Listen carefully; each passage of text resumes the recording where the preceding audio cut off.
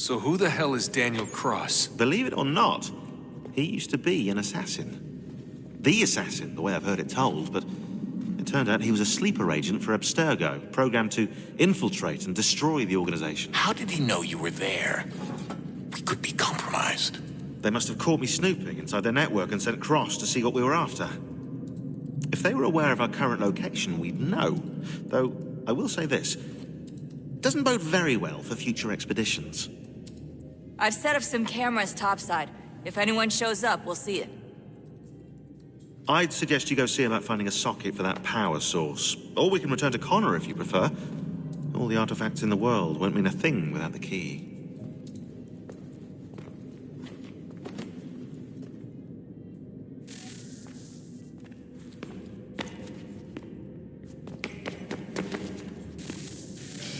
Good luck, Desmond. These are troubled times. The already uneasy alliance between the Crown and its subjects frays. And behind them both the Templars plot, pulling strings and moving pieces. History dictates they seek order through control. But how will they affect it here? Who supports them? And what conspiracies have they already spun? Connor! All these things Spare I must a moment. determine. Of course. Only by knowing my Have a enemy look. can I hope to stop them. What is it? Xingbao, or rope dart if you prefer. One of the many plans given to us by Shao Yun to... Sorry. We'll have to work on this.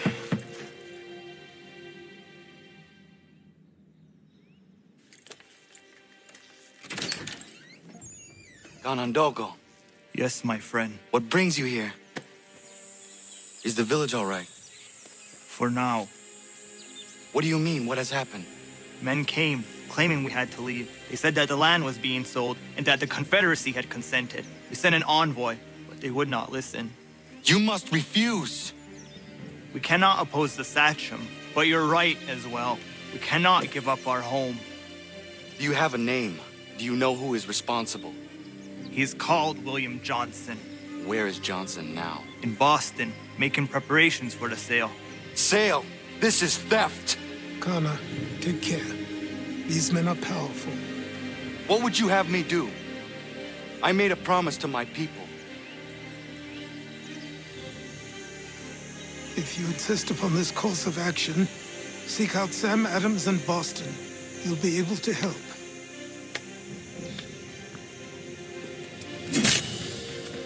What have you done? When my people go to war, a hatchet is buried into a post to signify its start. When the threat is ended, the hatchet is removed. You could have used a tree.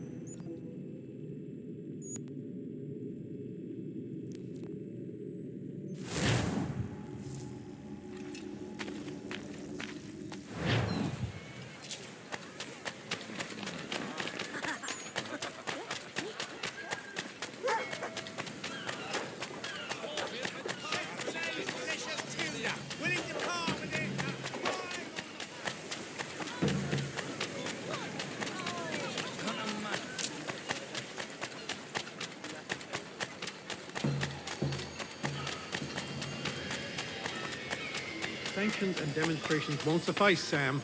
We need to act, and I'm talking about more than a sternly worded letter. I sympathize with your frustrations, gentlemen. But surely you can understand my reluctance to kick the hornet's nest. The Tories thing, no matter what we do, might as well make it count. Ah, Connor. Hello again. What brings you to Boston? You. Would you excuse us, fellows? Thank you. That conversation was about to turn unpleasant. Now,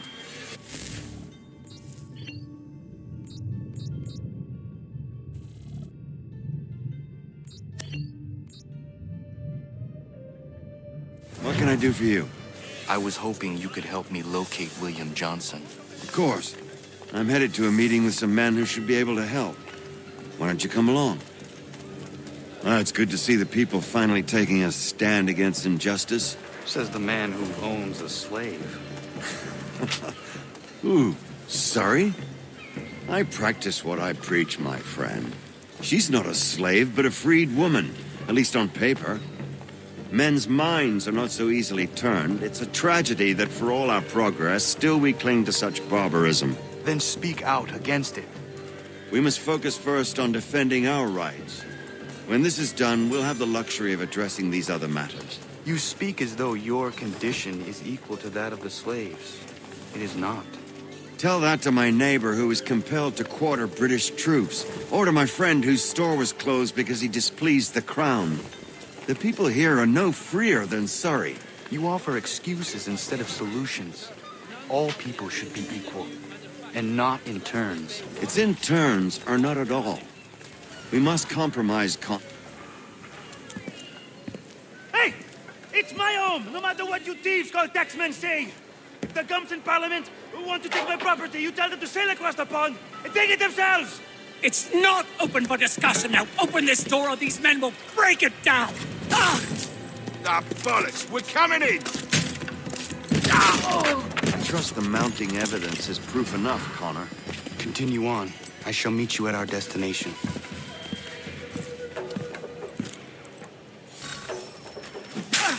Could use some support!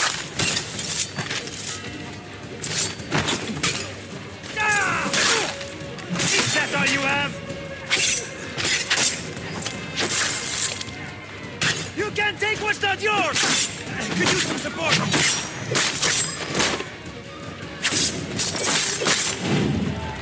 on, you lobsterbacks!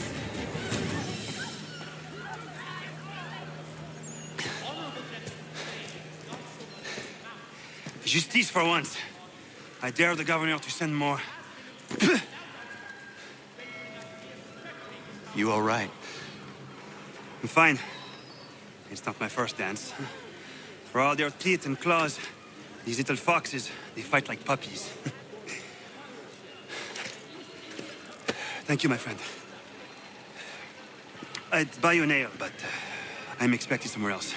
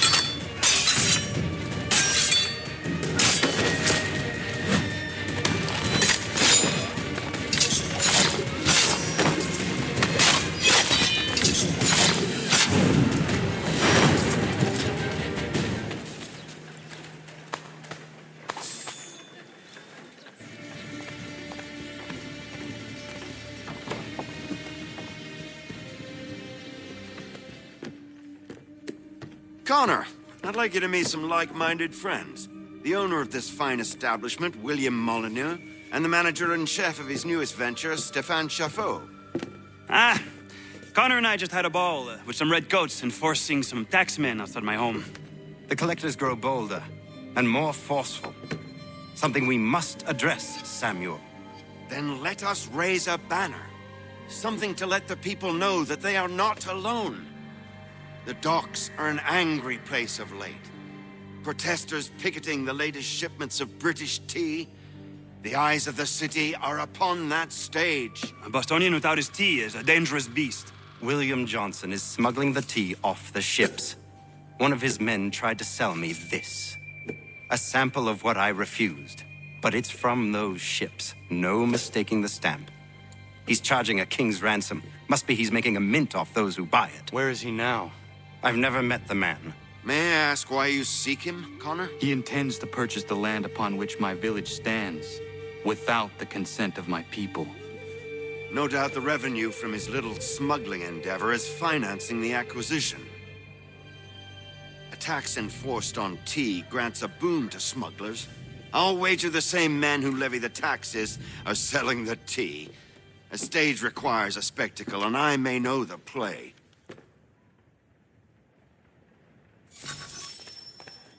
Connor, head back to the docks and see to the destruction of the tea. If you should need us, return here.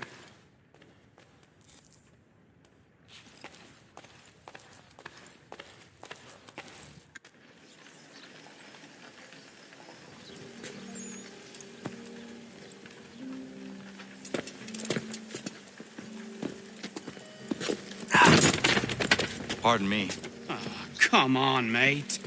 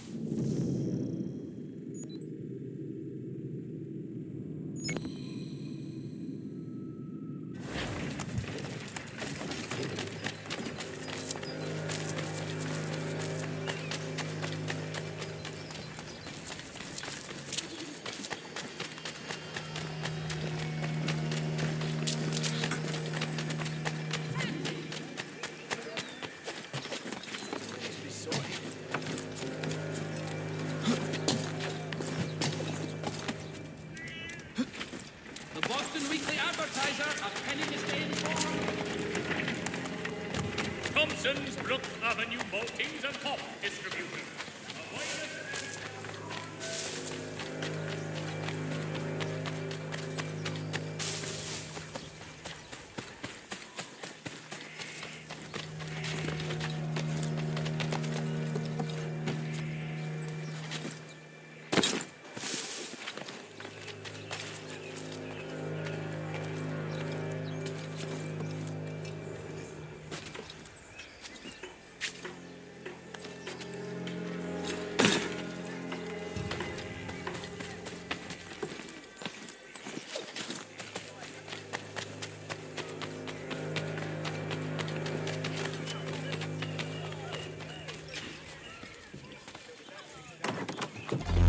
I don't give a